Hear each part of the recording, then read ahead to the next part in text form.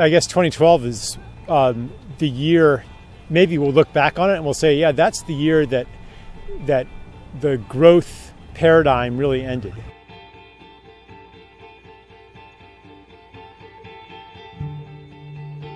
I mean, obviously there's still growth in, China, Turkey, India, the BRIC countries. There's still economic growth, but it slowed down this year.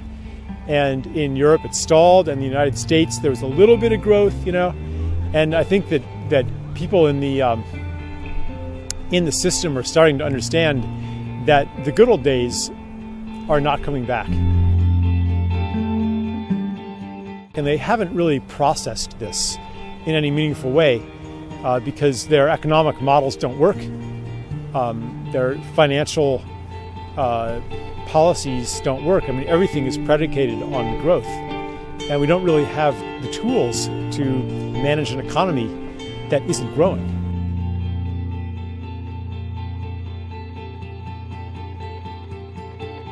So when we're talking about the end of growth, what does that really mean? And for an economist, the end of growth means that fewer goods and services are being exchanged for money. In our current economic paradigm, that's called a recession. And it means unemployment. And it means falling wages. And it means hardship. But it doesn't have to mean that. Already people are beginning to voluntarily reclaim parts of life from money, reclaim their time from work, and therefore, they can consume less of the things that they buy with money and work less for money. But does that really impoverish life? Not necessarily. People are beginning to value leisure more. They're beginning to value growing their own food. They're beginning to value taking care of each other without being paid to do it. Does it really hurt your quality of life for you and every neighbor on your block to share half the number of cars that you own now? Would it really hurt your quality of life to have only one exercise machine for every 10 households?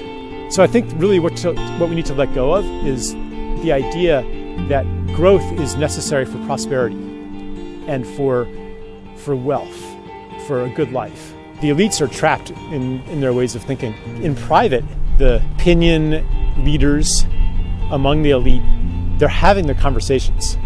Publicly, they won't broach some of these more radical proposals. It's not even radicalism, it's just common sense, And if you're not weighed down with ideology and the apparatus of power and the institutions and institutional behavior, if you're not weighed down with those things, it's not hard to see what we should do. In Europe, I was in some places that haven't really been hit by austerity yet.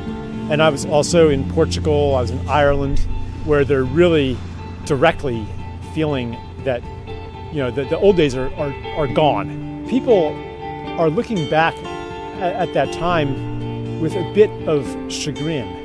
They're not really blaming the global system.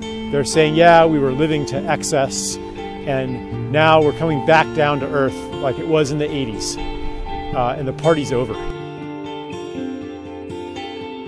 Yeah, I don't think it's going to take that much for the people on the street, the common people, to consider policies and agendas that are off the radar screen, that the elites would not consider. A lot of people, I've even been there, where part of you is afraid of this collapse, and part of you kind of wants it to happen.